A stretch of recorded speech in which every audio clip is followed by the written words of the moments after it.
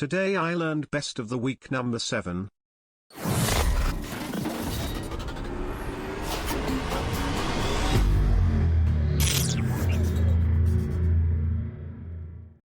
Japan has chosen Dragon Ball Z's Goku as an ambassador of the 2020 Tokyo Olympics. A man who trains to peak abilities of physical prowess, respects, and even befriends his opponents for pushing him to new heights, and is a fair and righteous competitor? Sounds perfect. According to Matt Groening, Fox was never supportive of Futurama, as they moved the show around from time slot to time slot unpredictably for 4 years, which resulted in poor ratings and its cancellation in 2003. This move left many Futurama fans and production crew shocked and angry. They did exactly the same thing to Firefly because they didn't like it, also aired the episodes in the wrong order, the pilot was aired second, and King of the Hill because they needed to cancel something to make space for the flipping Cleveland show. While Apple was buying rural land for a new building, one couple refused to sell their 1-acre plot of land they had originally purchased for $6,000. After rejecting every single offer, Apple just told them to name a price. They sold it for $1.7 million. This happened at an apartment building in Manhattan as well. Old building was bought to be demolished and all the residents were bought out. One recluse PhD remained and refused to leave. The developers even started demolishing the building around him. Finally, they moved him into a $2 million apartment, giving him access for life, but not ownership, and paid him $17 million to leave. Romans weaved asbestos fibers into a cloth-like material that was then sewn into tablecloths and napkins. These cloths were cleaned by throwing them into a blistering fire, from which they came out unharmed and whiter than when they went in. While Greeks and Romans exploited the unique properties of asbestos, they also documented its harmful effects on those who mined the silken material from ancient stone quarries. Greek geographer Strabo noted a sickness of the lungs in slaves who wove asbestos into cloth. Roman historian, naturalist and philosopher, Pliny the Elder, wrote of the disease of slaves, and actually described the use of a thin membrane from the bladder of a goat or lamb used by the slave miners as an early respirator in an attempt to protect them from inhaling the harmful asbestos fibers as they labored. Their slaves, however, were not entitled to financial compensation. Elton John is Eminem's AA sponsor. One of my songwriting heroes came around here and played a festival. I played too. He's flipping amazing and I've played with him a bunch of times in the South. Found out a few years later that my girlfriend was going to meetings with him while here and nobody knew. So much for anonymity. However, she only told me in absolute desperation while trying to get me to attend something like that, while I was very sick. In 1990, unemployed nuclear physicist André Gard tried to invade the island of Sark, a feudal system until 2008, on his own. Sark's only policeman complimented his gun. Gard showed it off to him and the policeman took it and imprisoned him for 7 days. Gard tried again a year later. "I'm gonna invade you, put your hands up." "That's a nice gun you got there." "Oh thanks, here take a look." It's actually slightly funnier. He arrived, put up 2 posters announcing that he'd be taking over the next day. Time came and he started an armed patrol. The police officer complimented the gun, the guy went to change the magazine to show the action, and he got tackled to the ground and arrested. Second time he didn't even make it to Sark. Vanna White has never repeated wearing a single dress during her entire career on Wheel of Fortune.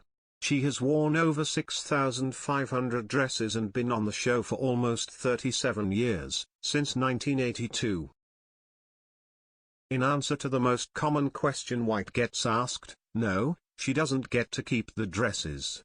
Designers send batches of up to 50 looks to the show's stylist for rapid fittings, and on each filming day, White wears 6 dresses, 1 for each half-hour episode shot back-to-back. This is part of how the show makes money. These designers loan them the dresses and she wears them and they get a credit for the dress and the Wheel of Fortune gets a sponsorship check. In 2006, after a man shot 10 Amish children then committed suicide, the Amish went to his family to offer them support. They also set up a charitable fund for his family, and during the shooter's funeral they surrounded the family to provide them privacy from the media. Horrible event. One of the most tragic items from the Wikipedia article. Shortly before Roberts opened fire, two sisters, Marion and Barbara Fisher, 13 and 11, requested that they be shot first that others might be spared. And apparently he picked Amish victims, because he knew it would take a while for them to alert authorities. In the film Candyman, Tony Todd negotiated a fee of $1,000 for each time he was stung during the bee scene. He walked away with $23,000. I feel like that negotiation would have been a great Dave Chappelle skit. See, I never just did things just to do them. Come on, what am I gonna do? Just all of a sudden jump up and get stung by bees in somebody's movie like it's something to do? Come on. I had a little more sense than that. Short pause. Yeah, I remember getting stung by bees in the Candyman movie. In 1984, Burger King ran a commercial featuring a parody of Mr. Rogers. The real Mr. Rogers, a vegetarian, called up the BK vice president, who then ordered the commercials taken off the air at once. Mr. Rogers later met the actor, and told him he was proud of his marvelous job. More background. Fast forward a month later, we're in NYC to film The Dance Theater of Harlem. Fred and the film crew are on foot, waiting to cross a busy intersection of 5th Avenue and 152nd Street. The light turns, we take off. Halfway across, a man shouts, "Hey, Mr. Rogers." We're used to that happening all the time.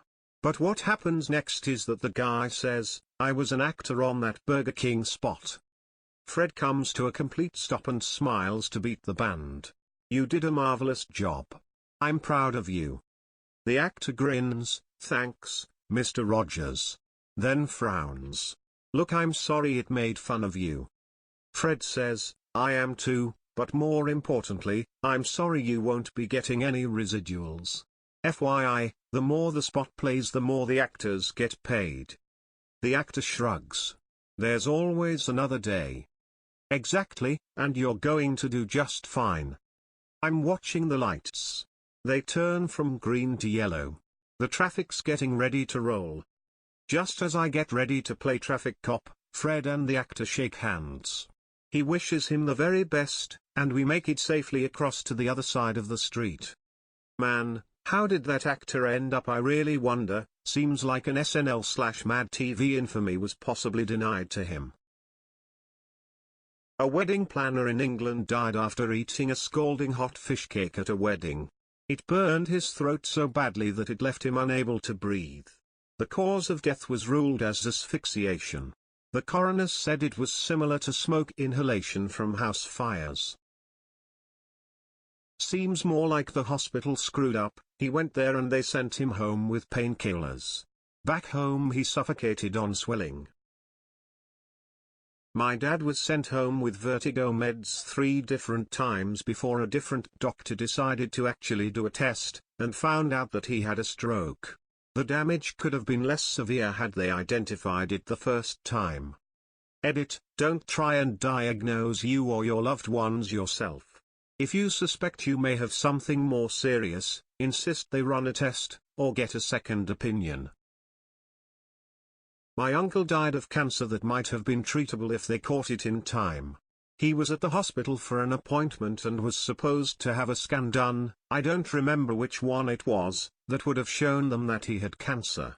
Well, they decided not to it that day, and by the time it was caught he was terminal, given a month to live, and he died a week later.